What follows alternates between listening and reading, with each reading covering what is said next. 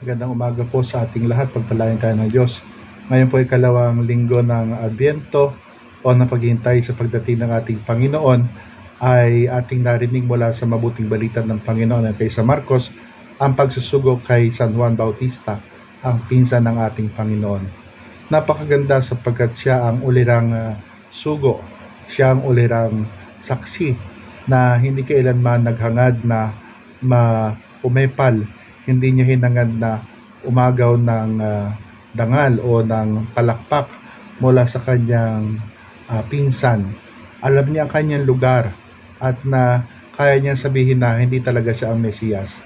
Sapagkat marahil may iba na kapag tinanong kung sila nga ba ang Mesiyas, yun na yung moment, no, para sila ay umangat, no, sa mata ng lipunan, pero hindi niya ginawa yon.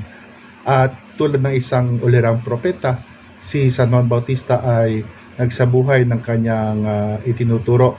Kung ang tinuturo niya ay pagbabagong buhay, pagsasakripisyo, yun ang kanyang ginawa sa kanyang kasuotan, sa kanyang mga kinakain, sa kanyang uri ng pamumuhay, upang ang kanyang pagtuturo ay hindi lamang sa bibig kundi pati sa buhay.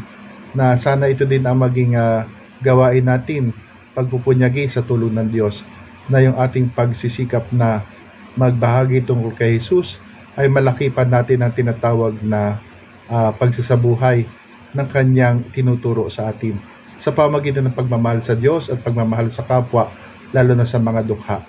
Sana po ay laging maging mabunga itong paghihintay natin na kay Kristo. Siya din yung ipinagdiwang natin noong ilang linggo na karaan, Kristong Hari. Siya pa din hinihintay natin. At siya patuloy na naghihintay sa atin na magmahal sa Kanya. No? Napakaganda sapagkat kahit siya ay Diyos, ay siya talagang nagnanais pa din na magmahal tayo sa Kanya para sa atin. Kung tutuusin, wala naman talaga siyang kailangan. Ngunit tinuturuan niya tayong magmahal.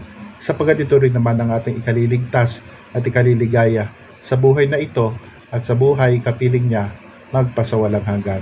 Pagpalain tayo ng Diyos.